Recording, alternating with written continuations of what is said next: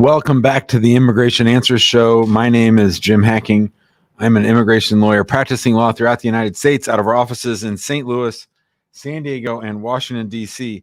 Today is April 28th, and it's episode 361 of the Immigration Answers Show. I hope you all are doing well. I think the waiting room is already booked solid, so I'm not going to waste too much time other than to say I had a nice time in Virginia. The last 2 days, I was at USCIS in Fairfax yesterday for 2 green card interviews that went well, and hopefully my clients will be receiving their green card shortly. And then I also got to go down to Charlottesville and see my son at school, so that was really nice. If you haven't already, go ahead and let us know where you're watching from. Introduce yourself, especially if you're someone who's been hanging out for a while but hasn't mentioned themselves in the chat before. We always like to welcome new members. Let's go ahead and get this thing started. Good morning, Iridurgaj. Francis Mary, Prince Diamond Red. Hi, sir. I'm Francis Mary. I'm calling from Canada, Toronto. I'm a registered nurse. I had my I-140 approved in 2008. But I was struck with the retrogression, so I couldn't come to the States, which was my dream country. So I ended up coming to Canada. I had migrated to Canada in 2011. Now I have a lot of family. I have 1 child. I wanted to relocate to USA. I was looking for the possible options, and on March 29th, I got a letter. Not a letter. I was checking my status on the USCIS website. So the previously approved I-140 in 2008 has been revoked on March 29th, 2023. And the revocation, the status was saying they had sent the notice, follow the instruction on the notice, and submit the requested material. But my previous employer was in St. John's in Michigan, but I've never had a chance to work in States. So I couldn't contact my employer. I had signed up with the nursing recruitment agency in India, but they are completely shut down. So I couldn't get hold of anyone. I have now potential employers who would like to hire me since I have my license, but they were like, if you can recapture your priority date, we might be able to help you out. I have a few questions for you. Is there any way I'm not the applicant because it was applied by another hospital in Michigan. Will I be able to get the copy of the revocation notice? And next question, would I be able to recapture the priority date? If this is something possible, can your office help me in getting through this? So I think the chances of this working are very, very small. I think maybe like 2%. You have a 2% chance. I think that is the old employer still around? I tried to contact the details on the I-140 petition. I was able to get the copy of the I-140 petition. I tried to contact them. I couldn't get hold of anyone. Well, I think that unless and until you were able to get a hold of them, nothing's going to happen. So I think that most likely that I-140 is dead. I don't think you can recapture the priority date. I'm not an expert in this, though, so I would encourage you. This isn't something that our firm would help with, but there are immigration lawyers that focus on doctors and nurses and medical field. I have a friend. You should look her up. Her name is Tiffany, like the store in New York, Tiffany, Tiffany Baldwin, Baldwin. She might be able to help you. Thank you so much, sir. I'll try to contact. Good luck. Thank you. Bye-bye. All right, Franklin's here. Hello, Franklin. Hey, Jim. How are you, sir? I'm well. How are you doing? I'm great. My camera is off because my network, I have no bandwidth. So I have a quick question, but before that, allow me 1 second so I can park. Okay, that's always good. Yep, we like it when people park. While he's parking, I'm trying to get a picture. I was in Virginia and I stopped by this very nice taco restaurant called Inez's Place, Inez, in Fairfax, Virginia. And while I was there, um, I was eating my tacos, and I was a very happy person. And somebody saw me in line, and his name is Hector. He says he watches us on TikTok. So I wanted to give Hector a shout out. I always like it when people come up and say hi when I'm out and about. It makes me laugh and it makes me happy. So thank you to Hector from Hector's HVAC. He owns his own company, and we had a nice chat. The restaurant itself was great. I'll be recommending it going back. It's not too far from the Fairfax field office, and the people there were so nice and so surprised to see this big white guy that they wanted to give me my lunch for free. So how about that? That was fun. So anyway, Franklin, did you park? Yes, I did. The Go next for time you come to Baltimore, I'll be hanging out in all restaurants around the field office. it. All right, sounds good. Okay, so I have a quick question. Actually, two of them. So, what do you think about someone who has a pending asylum and also has a pending adjustment of status, uh, renewing your foreign passport in the state, in the U.S.? So, whenever people call here all the time asking me if the rules change because I married a U.S. citizen and I'm applying for a green card, and I think that I think that certainly applying for a passport is not as serious as going back to the home country. But whenever you say, on the one hand, it's not safe for me to interact with that government, it's not safe for me to go back, I need asylum in the United States, but then go ahead and get another passport or go back to that home country, I think that's a problem. I would encourage you Okay, not to do it. I would encourage you not to do it. okay, okay. Encourage not to do that. Okay, Also, do you have a travel document? Did you get advance parole on your marriage-based case? not yet. Yeah, so I would encourage you, if you've been here for a long time with a pending asylum case, I would encourage you not to leave the United States until you get your green card anyway. Okay, all right. Okay, that's pretty clear. Now this is a question that I saw on the Facebook group, to which I don't think there was an answer until like 2 3 years ago when I last checked. Someone asked whether the receipt letter from a work card on the adjustment of status can be used for the automatic extension of a pending asylum work card. I don't think it's possible, but I just wanted to have your professional opinion on that, or your Yeah, so professional. No, it's not possible. you're saying that you have a work card off of the asylum case. You filed for its renewal, but you have the receipt notice back, but it hasn't been approved. Can you keep working? Is that the question? No, the question is, okay, someone has a pending asylum work card and is waiting for its his his adjustment of status work card.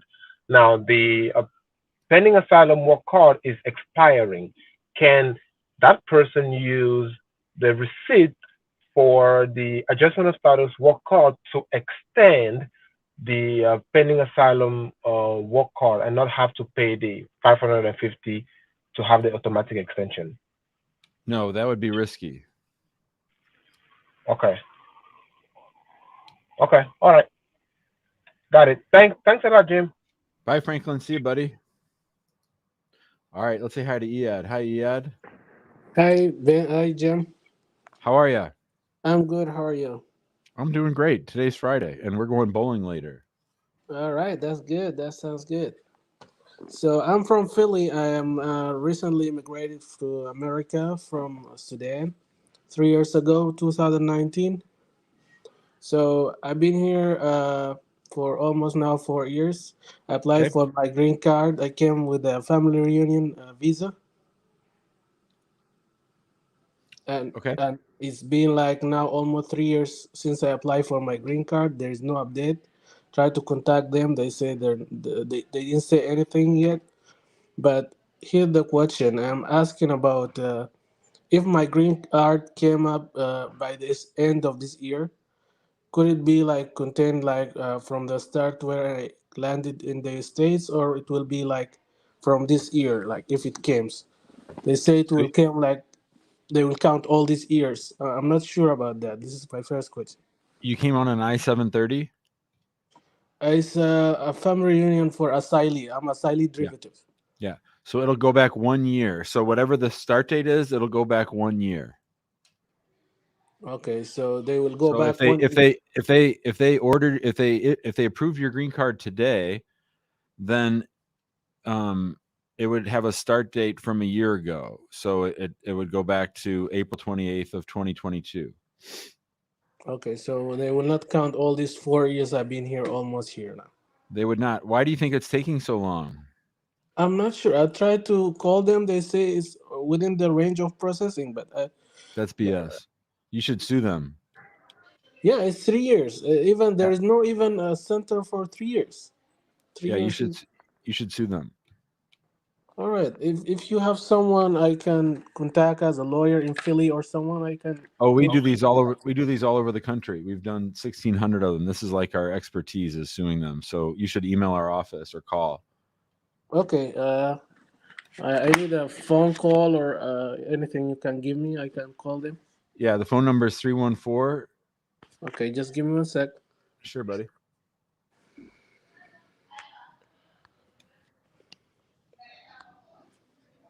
Okay, 314. 961 8200. And just say, hey, my name's Iad. I was just on the show at like the 10-minute mark, and I'm thinking about filing a lawsuit for my long delayed green card case. It's because you're from Sudan and they feel like they can't do a background check on you. That's why it's delayed. Oh, okay. And now my country having like a civil war now. I think all the news is talking about it. Right. All right. Thanks, Iad. Have a good day, buddy. Just one last question. Can you Sure. repeat the number? Then I have the last question, please.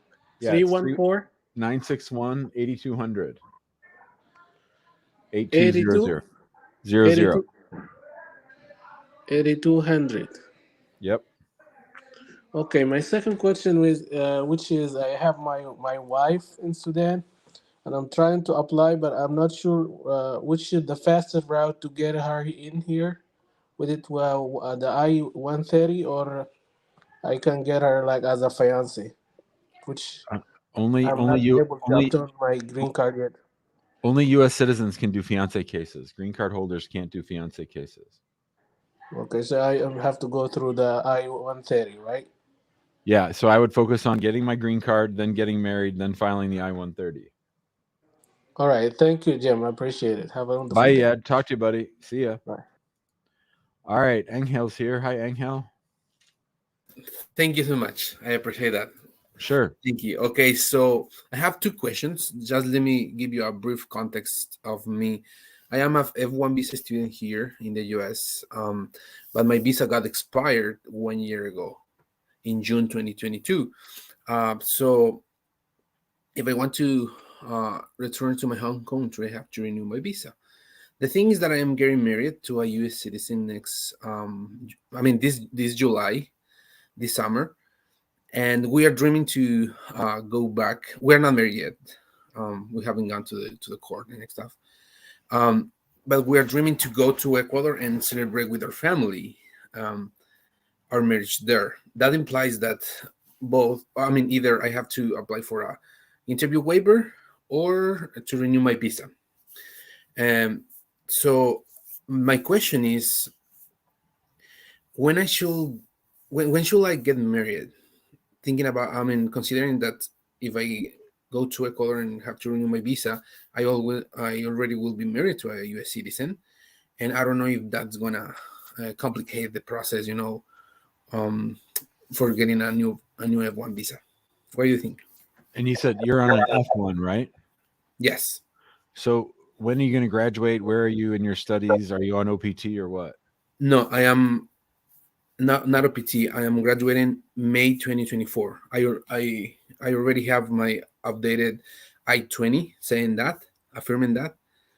So I have 1 year left. So, whenever I talk to people who are like in your age group about marriage and green cards, there's always these competing pieces, right? It's like being together, it's like being fast, it's like being safe, it's celebrating the marriage with the family, celebrating, or getting it done as fast as possible. There's lots of moving pieces, and I'm glad you called, because it's tricky to try to keep that all straight. So um how long have you been on an F1? From 2016.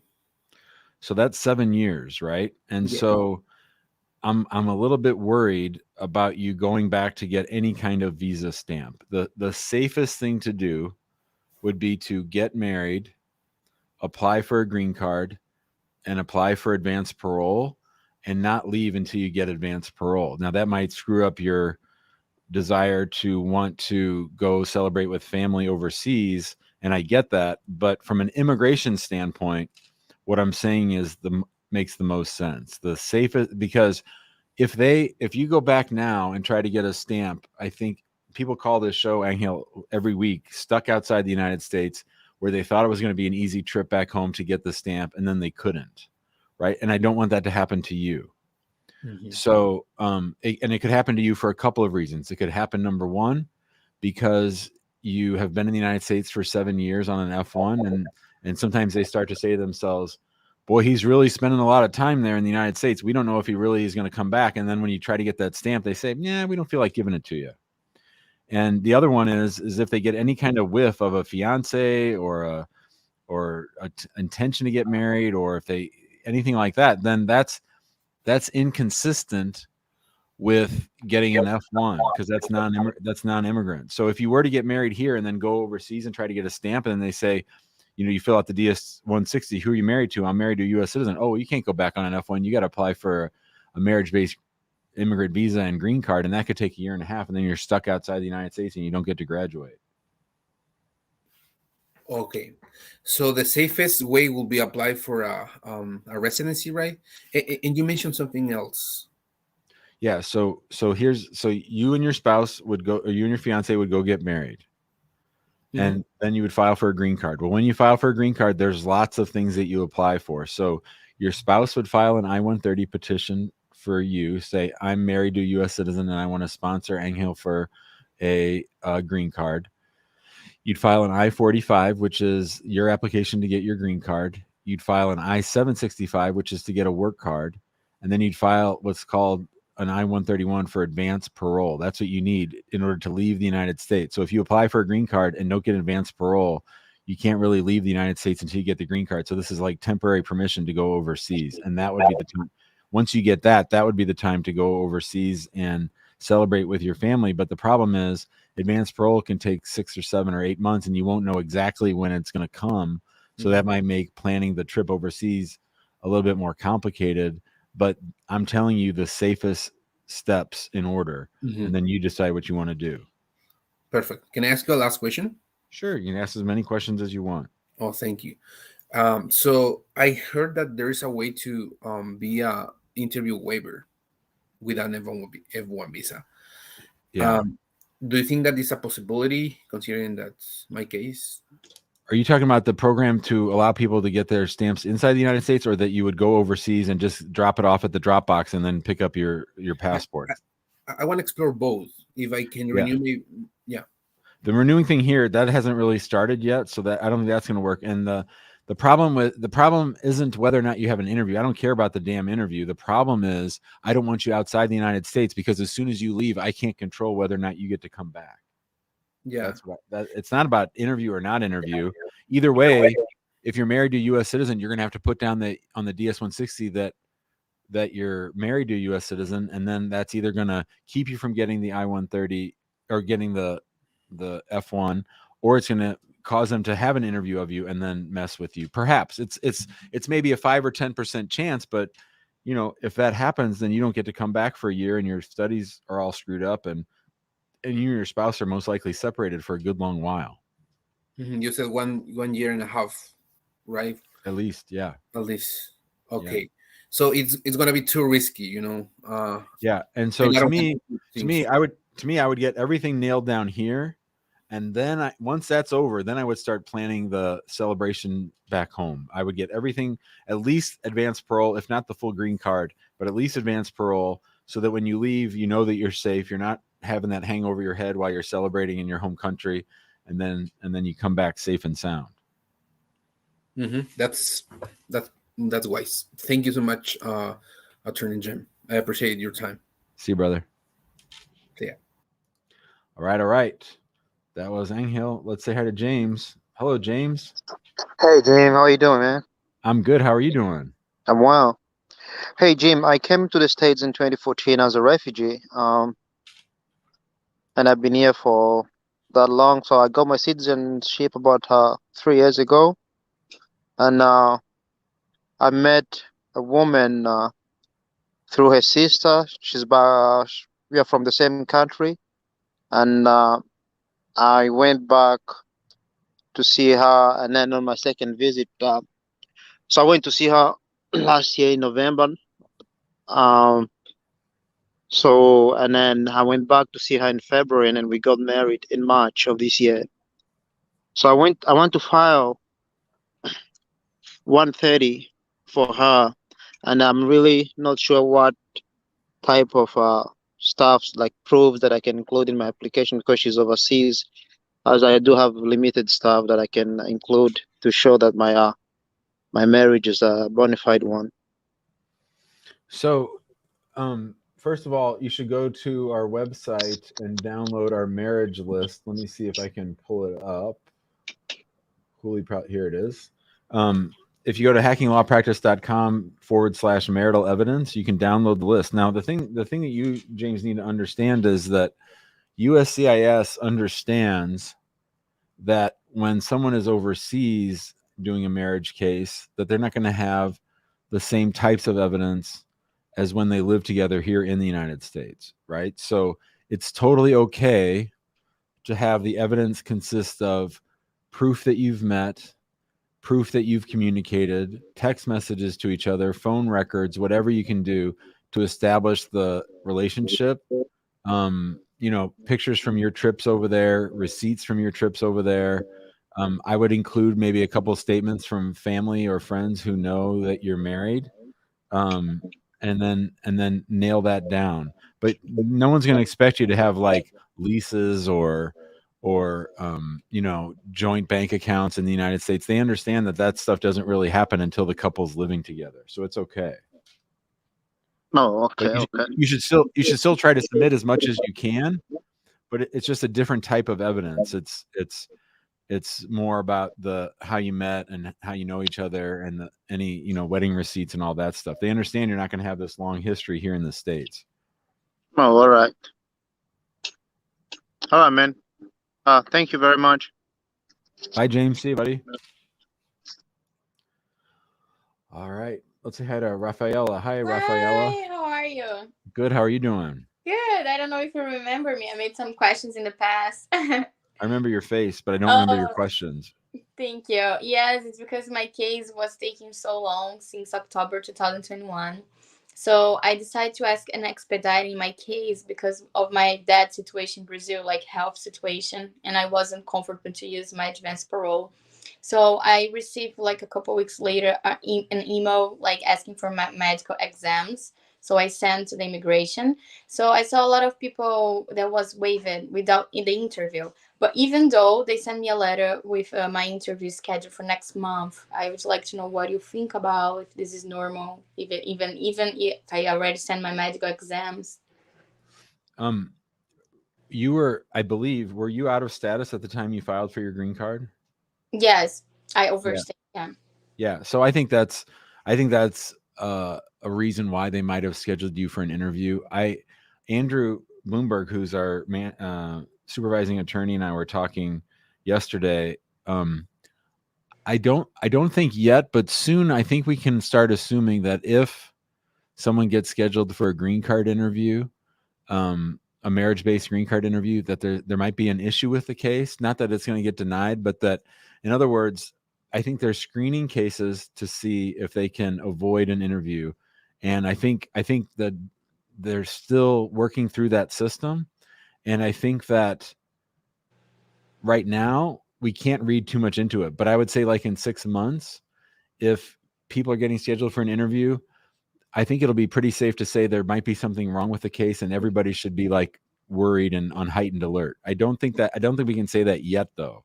So I think most likely you're just scheduled for an interview because you're out of status, and they maybe want to ask you if you ever claimed to be a U.S. citizen, or how did you support yourself when you were out of status, that kind of stuff. And of course, you know, people who get married while out of status, that's on the fraud list. So I think it's entirely normal that you got scheduled for an interview.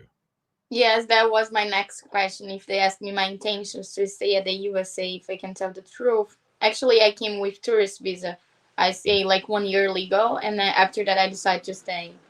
So yeah, so you didn't intend to stay when you came. It was only after you were here that you decided not to go back. Yeah, that's important, because if you intended to stay when you first came, that's a big problem. So I can tell the truth that I stayed for 1 year, and after that, I decided to stay. Okay. Yeah. And Did you file for an extension on your B1? yes. Yeah. Extension of 6 more months. Yeah. Okay. Okay. My last question is just about my license, because I had a license from another state. My friend helped me because I couldn't have a license at the time, like drive license. I didn't leave on the other address. I'm not gonna bring this up for sure. But if they ask me, I need to tell the truth, right? Yeah, I don't know if they'll ask you about another driver's license, but they will ask you all of your addresses where you've ever lived. Do you have a driver's license now? Yes, with your current address? Yes. Yeah, I think you'll be fine.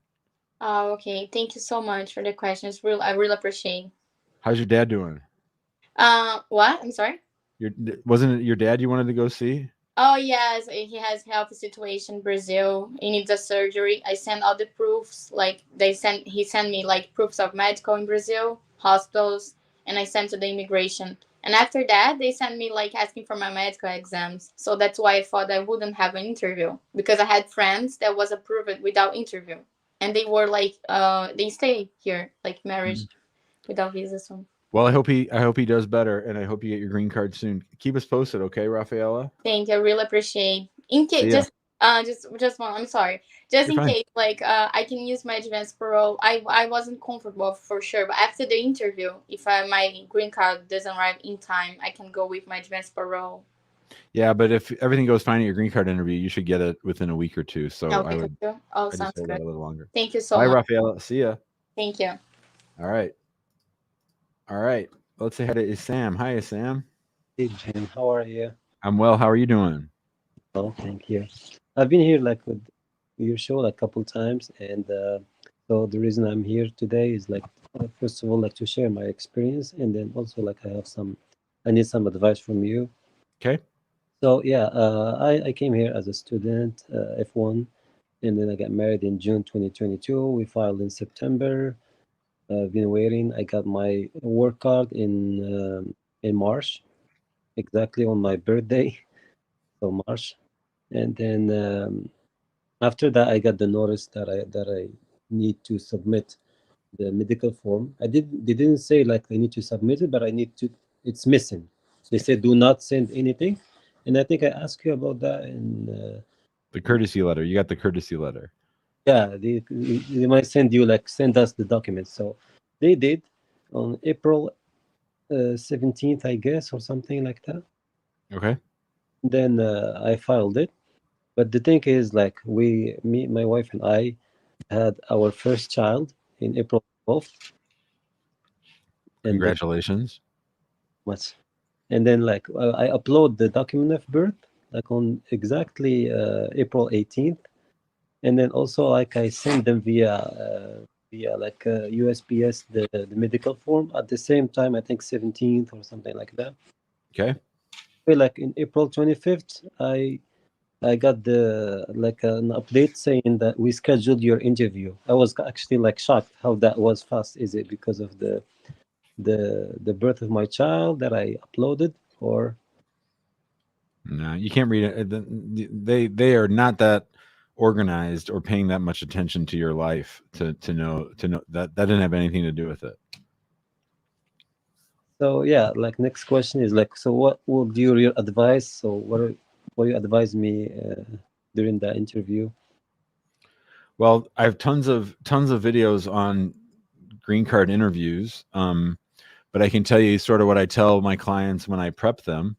And also, you know, we have some of my favorite videos on the channel are the fake interviews that we did. We've done a few fake interviews, so check those videos out. My wife Amani is the officer, and she's very, very mean, and she's good. So I would watch those. But basically, you know, any marriage-based green card interview, there's two main topics. The first topic is, do I believe this marriage? Is it legit? Was it entered into for an immigration benefit, or was it entered into because the couple's in love?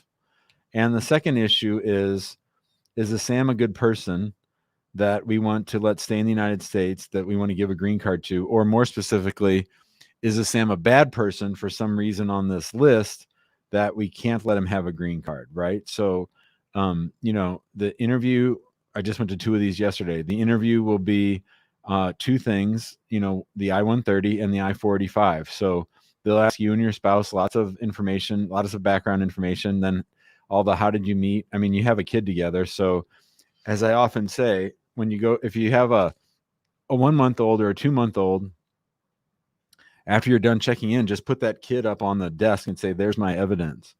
You don't really do that. And generally, I don't like people bringing kids, but that small, it's totally understandable. Bring the kid. That's good evidence.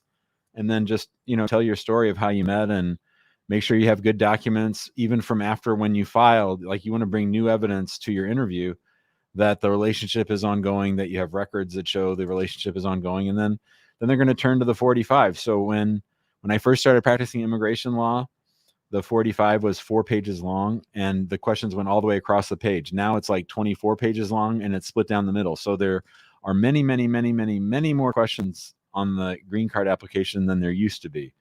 And what I told my clients yesterday is that the more experienced the officer is, the less questions they'll ask. So if you get a brand new baby officer, they're sort of nervous. They don't know which questions to ask. They don't know how to combine questions into one, and they'll ask lots and lots of questions. The more experienced officers, they know what's important, and they're going to focus on military stuff, jail stuff, prison stuff, weapons, that kind of stuff, and then they're going to move on. So that's, I think, what you can expect. Which field office will have your interview?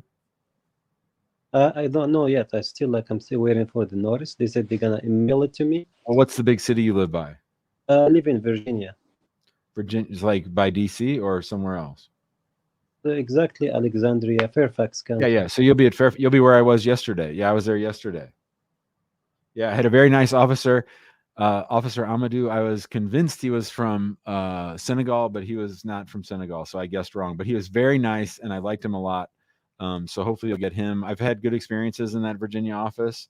Officer Lane yesterday. She was fine. So good luck with that, Sam. Almost, I appreciate it. See you, buddy. All right, well, there you go, guys. I'm giving away my best stuff. That's exactly what I tell clients before their green card interviews. I guess the other thing I forgot to tell is, Sam, that I also mentioned is, you know, I did that video about 2 weeks ago, which is the 3 things I want you to remember in your green card interview. Listen to the question, short answers, always tell the truth. Listen to the question. Don't try to predict where the officer is going. Don't worry too much about why he or she are asking you that question. Just listen to the question so that you're ready to answer it. And when you answer it, give a short answer. Don't be talking about all this other stuff. Don't add stuff. If you can answer with a yes or a no or a number, do that. Don't, like, if they say, where do you live? Tell them your address. Don't tell them all this other stuff that's not relevant. Just answer the question that's asked. And then the last one is always tell the truth. Always tell the truth. So those are your tips from Jim on immigration. Don't ramble. That's right, Dammy. Tell him. Yeah, Stainless definitely had one foreign-born officer, and I think foreign-born officers can be really nice. Now, listen, I want to see where everybody's watching from today, so go ahead and let me know in the comments where you're watching. I see lots of our usual suspects, lots of our friends here. Nurse Laura's here. Princess Lizzie's here. Who else? I'm looking. Tyrone is here. Christina's here. Stainless is here, of course. Y Hori is here. He's present. Go ahead and let me know where you are. Yeah, listen to the question. Give short answers. Always tell the truth. That's solid. Solid stuff. That's my go-to these days. I don't want to overcomplicate. I don't want people thinking about too much in the interview. I just want you to think about those three things. Listen to the question. Give short answers. Always tell the truth. Good stuff. Flavio's here. Hi, Flavio. Hey Jim, thank you for having me in. I'm calling you from right downtown, actually. At Schlichter Boulevard in Denton. Oh, I interviewed for a job there. Oh, you did? They didn't want to pay me enough, so I didn't take it. Well, that's too bad. Well, actually, I wouldn't say it's too bad, because if I'd taken that job, there might not be Hacking Immigration Law, and there might not be this show, and I might not be talking to you right now. So how you doing? There you go. That works. Yeah. Well, my question, though, I have probably two. And my situation is, it's not terrible, but it's not ideal either, and it's my fault. I met my wife at school, university. I was in Evansville, Indiana. We went to get our bachelor's degrees there. That's where we met. She's my best friend for 2 years. That's it. Just my best friend, favorite person ever. And then after we got single, we started dating and all, and we got married 2021, October 1st. Okay. We finished our school. We graduated May 7th, 2022. Are you the U.S. citizen or the foreign national? I'm a foreign national from Brazil. Okay. But we got married that day, moved back to Missouri, St. Charles, where she's from, around May, and I'm here. I did not file until literally this last Tuesday. So okay, it's been over a year, really. Okay. And that's for the 485 and all the supporting documents and all that stuff. That's been sent. Now, I have OPT, and that's going to be good until July 5th this year, obviously. Okay. It's a non-STEM OPT, so just 1 year, as you know. Yeah. Yep. My first question is, I just filed, and I did not file the I-765 along with the I-485. Why? Because I thought it was online, and just certain categories. It's got to be, I realized later it's paper. So I'm going to have to send that separate, which is not good because I have to wait for the notice of action from 485 to then file 765, correct? Yeah, and your OPT is going to run out in July, which means you're going to not be able to work. That was one of my concerns. So do you think there's no way that I will be able to get a new EAD in time? I was considering even paying for the premium fee to process. I don't know if you can do premium processing for EADs. I don't think you can. But in answer to your question, so you might get lucky, but probably not. There are about 5% of people are getting their work cards like within 30 days of filing. But I would bet that all of them filed the 765 with the 45. Now you're going to be asking them to connect your 765 to your 45, which is a lot harder to do than people think. For some reason, USCIS can't really pull that off. So I think that for the most part, you're probably not going to be able to work after your OPT EAD runs out. Okay. So, all right. Thank you for that. My other question would be, I also did not send pictures. There's other forms of evidence for the marriage, the certificate of marriage, the other one as well. There's the actual form, and then the other one they give you to show as evidence and all that stuff. There's bank information and all that stuff. But there's no pictures because I just didn't realize exactly. So are you at the place you're working as a law firm? Are you wanting to be a lawyer one day? No, I am not. I actually, one of the reasons why I am working here is just to have a job. Okay. So that this is all screwed up. Everything you tell me makes me more sad. You got to submit lots of evidence because we've actually had people on the show, I think at least 2 or 3, who not only who didn't get a request for evidence, they got flat out denied for not submitting enough evidence at the beginning. So I would say if you do get a notice of action, a receipt notice on the I-130, and you have that online portal, I'd start uploading shit right away because you don't want them to deny it outright. Oh, yeah, right. My question with the evidence, though, was whether it would be okay to submit, pictures and all that, everything that I can, along with the I-765, No, which I'll no, be no. submitting. No? No, not that way. No, those should be separate. Okay, and how should I do it through the website, you said? Well, once you get your I-130, you should be able to set up an online portal for your case, and you should be able to upload documents. Did you file the I-130 electronically or Yes. on paper? Yeah. So you should have the ability even right now to upload docs into there. And it's through the actual website, you said? Yeah, I mean, I don't know. I don't ever do this. We do everything on paper, so I don't know exactly how it works. But yeah, on the USCIS website, you should be able to log in.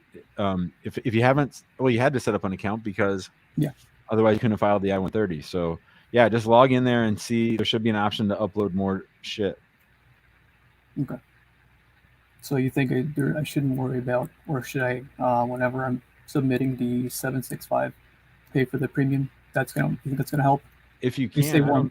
I don't think you can, but if you can, go for it. Okay. All right, I appreciate it. Bye, Flavio. See you, buddy. Thank you. You got it. All right. Well, that's one of those situations where people really miss the boat by not doing things the right way. I'm going to go to Hiral next. Hi, Hiral. Let me get to you. Hello. You? I'm great. How are you doing? I'm fine, thank you. I came to the United States on 12th April on spouse visa. When I entered the port of entry, I had completed 2 years of my marriage. But at port of entry, my passport was stamped as CR1 instead of IR1. So what can I do to correct the stamp? Did you get your green card yet? No, my green card has not arrived yet. Are you traveling? No.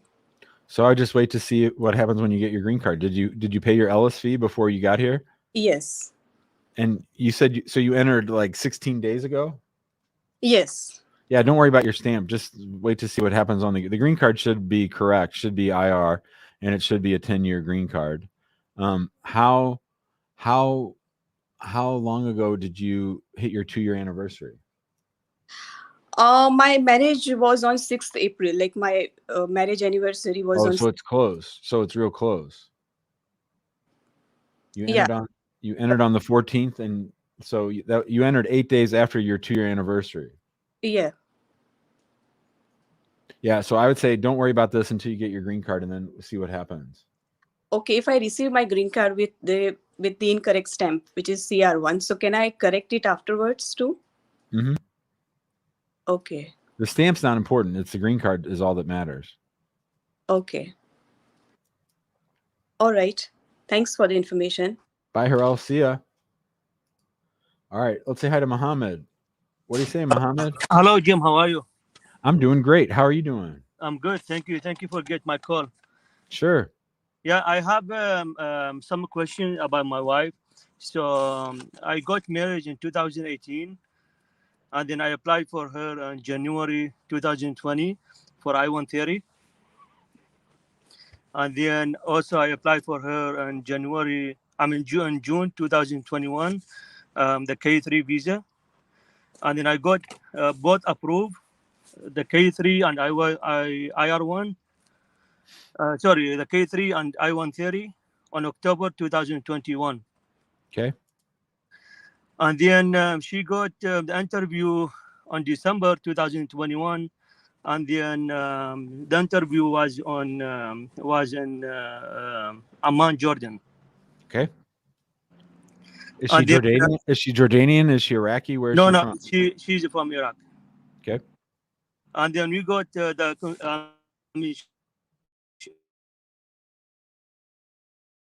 gonna receive the visa within 4 to 5 business days. Sorry, Mohammed, it shorted out for a second on my end. So the last thing I heard is she had an interview in Amman. She's from Iraq. Her interview was in December of 21. Then what did you say? Yeah, and then the officer told her like everything is fine, and then they give it to her a congratulation letter, and then they told her like you're gonna receive the visa within 3 to 5 business days. Mm.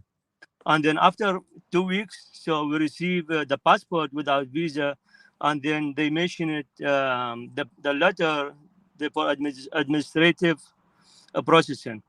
Yes, sir. And then also they mention it about the renew the passport. The passport was almost expires within 3 months, 6 months actually. Okay. And then we submit all the documents, like the police certified and everything, what they required. And then we waiting for the K3, but nothing changed. And then after that, Forget the K3. State Department doesn't process the K3, so don't worry about that. That's dead. okay. And then after that, so we move it forward with the I-130, IR1 visa. Yep. And then submitted all the documents on September 2022. And then we received the document to qualify on November 2022. From the And then, embassy? yeah. And then the interview was on March 2023. So she said two interviews. Yeah, 2 interview. Got it. What happened at the second interview? The second interview, the same thing. They told her like, congratulations, and they give it to her the paper, and then they told her like, you're gonna receive the visa within 3 to 5 days. But actually, after 3 weeks, we waiting, we didn't receive the visa. They returned her like the passport with a K3 number, not the IR1 number case. So she has a visa? No. Okay. All right. And then right now, when you go to the website, you're gonna see the IR1 visa is showing ready, and then the K3 is showing refused under the administrative processing. Okay. And then I tried to contact the congressman, and then the congressman sent him email, and then they replied back. They said the administrative processing. Mm-hmm. So for everybody listening, don't do K3s. K3s make things complicated, make things messy. Don't do K3s. I don't think that's exactly your problem, but it doesn't help. So I think that I think they're playing games with you. I think the only way you're going to be able to get them to give her the visa is to sue them or to keep waiting. Those are your options. You can either sue them, and a lawsuit like this should work, especially where there have been 2 interviews already. Yeah. And otherwise, I think you're just going to keep waiting. Okay. So I want to hire you. So who would have to contact? Yeah. So I would say send us an email, info@hackingimmigrationlaw.com. Say, my name is Mohammed. I was just on the show at the 45-minute mark, and I want to sue them because my wife's visa case has been taking a really long time. And then they'll look you up. You can email or you can call 314-961-8200, whichever you prefer. Just tell them I was just on the show and Jim said I should call. Okay. And then because right now we are waiting almost now 2 months, because it was on March, of the beginning of the March. So right now almost 2 months. It's fine to. No, my friend. You've been waiting. You've been waiting much longer than that. When did USCIS approve your wife's I-130? In 2021 October. Yeah, so you've been waiting 18 months for them to do their job. Yeah. Right. Sue them. And then I'm U.S. citizen too. Right. Okay. Thanks, Mohammed. Thank you so much. Bye, buddy. See ya. Yep. All right. Let's say hi to MD. Hi, MD. You're on mute, MD. All can you hear me? Now I can. Go ahead. Okay, I'm sorry. Is it okay if I have my camera out? Oh, sure. No problem. Okay, thank you. And let me say salam alaikum first of all. So I have a quick question. I'm a U.S. citizen, and I have a friend that becomes a brother that is going through a rocky marriage with his wife right now. So just yesterday, his wife told him that she want to fight for a divorce, and she gave him a 30 days notice to leave the house. And he already has his 10 years application or 10 years green card application with USCIS for almost a year right now. So the question is, and I like in this situation, I would want him to hire you to help him with, if he's going to file for his I-75 solo right now, and how he's going to withdraw the application. Yeah, we can help with that. Sure. Okay. So I have two questions regarding that. Number one, does he have to wait until the divorce is finalized before he can proceed with filing solo or and remove the initial application inside, or he doesn't have to wait? Generally, we want it to at least be on file. It doesn't have to be completed, but it has to at least be on file, usually is what we say. Okay. So it doesn't really matter. It now when the decree the divorce decree is being finalized, right? It's better, but he has plenty of time. So no, we would do as long as the divorce is on file, it'd be okay. Okay, that sounds perfect. And my last question on that is, how much should he be, getting ready for? Because it's just down right now. That's why he couldn't come online to ask about it. So I'm doing that for him. So how much should he be getting? He should be getting ready. I think around $5,000. Okay, $5,000. And can he pay or maybe instrumentally? Yeah, on all of our cases, we do half up front and then a payment plan for the rest. Yep. Okay, sounds good. Well, that other question I have, I'm gonna have him contact you when I think whenever she files for the divorce. And thank you for picking me up and for my question. Thanks, MD. You're welcome. Assalamu alaikum. That reminds me, everybody, we were talking about something here in the office, and I really wanted to get everyone's feedback. Right now, I would say maybe 10% of our clients pay up front and get that discount, maybe between 5 and 10%. The rest do the payment plan where they pay us half up front and the rest over time. We are thinking about and interviewing a finance company. There's a company that helps immigrants, and it lets them sort of basically sign a loan with them. They pay the filing fee and the legal fees, and then that company is in charge of collecting the money from the immigrants. So my question is, do you think that would be helpful? Do you think it would be not helpful? How would you respond to that if we offered that as an option for our clients? Would that make it easier to hire us, harder? Would you be worried about going into bed with a bank that makes you sign loan documents? I would really love some feedback in the comments about that while we finish the show. I might ask about this on tomorrow's show too. The company is not called Stilt, Nurse Laura. It's not called Stilt, but just assume it's like when, like my wife and I bought, I don't know what we bought. Oh, the Peloton, and we financed the Peloton through a finance company. I was thinking that the intake team would be excited about the prospect of us signing up more cases, but they were really they were really concerned about whether it was in the best interest of the client. So I'd love to hear from you guys. Even if you watch this later, let me know in the comments because this is something we're considering, and I'd love feedback. And I was surprised by the feedback I got from the intake team. So I would love to hear from you guys. In the meantime, I'm going to try to do a couple more calls. We got about 7 minutes left. Let's say hi to Dee. Hi, Dee. Hello. Thank you so ya? much. I'm good.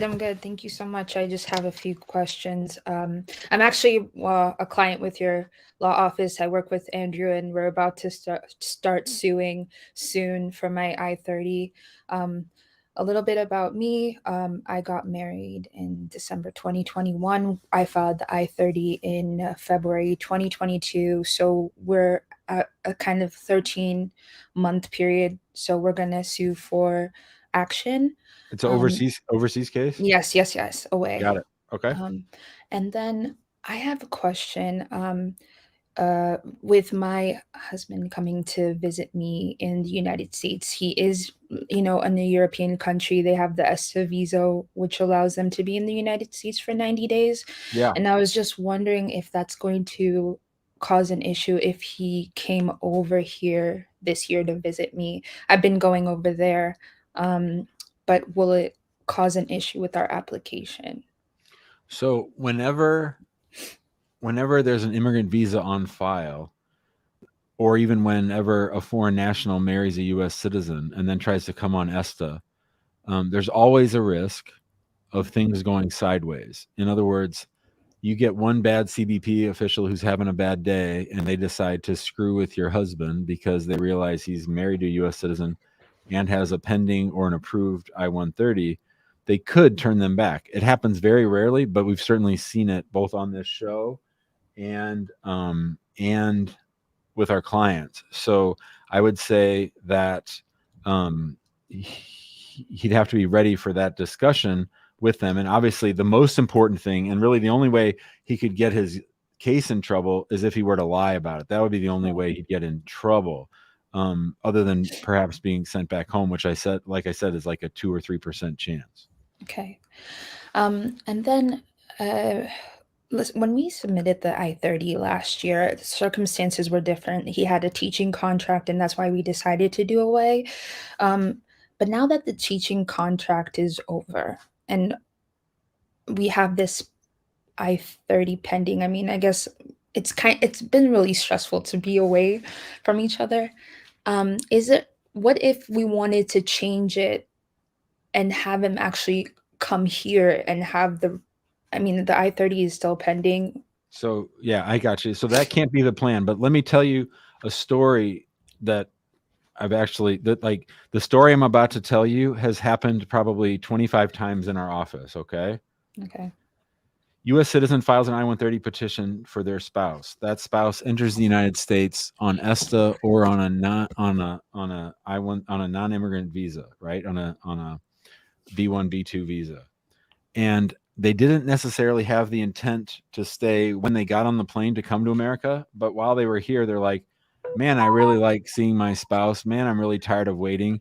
Man, my contract's up and I don't want to go through this bullshit with the embassy anymore. And they decide to stay and file for a 485. We have done that many times and gotten it approved. But the key is whether or not they have every intention of doing that when they come, because that would be a misrepresentation and that would get them in trouble. But if they only decided after getting here, then that would change the calculation. I wanted to do everything legally. It's legal. I didn't say anything. I didn't say anything illegal. Okay. Okay. It all comes down to his subjective intent. And I push that out and I say, if he's not 100% sure that he's going to file for adjustment on this trip, then I think there's no misrepresentation. Okay. Thank you. And we need your help with that. So, we wouldn't because he wouldn't have the intent to stay. He's just visiting. Yeah, I would focus on the visit. We've had people get in trouble because they said, I'm coming for a visit, but they had their wedding dress in the suitcase, right? Or they quit their job, or they've sold everything, or they closed up their bank accounts. You can't just fake deciding. It has to be real. You have to really come to the United States with an open mind. Like a lot of times someone will come to the United States and the U.S. citizen will ask them to marry them. Well, obviously if that's new, then that's a whole other thing. Right. Also, one more thing. Oh, okay. So we're in the process of going to sue. We are suing before the processing time priority date. Okay. I don't care about that. Yep. We're not going to be penalized for doing it earlier. I mean, in theory, there's a chance they could file a motion to dismiss, but they don't, especially on the reason I asked you right away, is this an overseas case? Is because I-130s for an overseas case, USCIS is not in the business of fighting us on those. So I think they would just get working on it. And if it gets stuck in the embassy or in NVC, there's a potential that we'd have to file at that point as well. Mm-hmm. Okay. All right. But thank you so much. Thanks, Dee. Have a good weekend. All right. Bye. All right, everybody.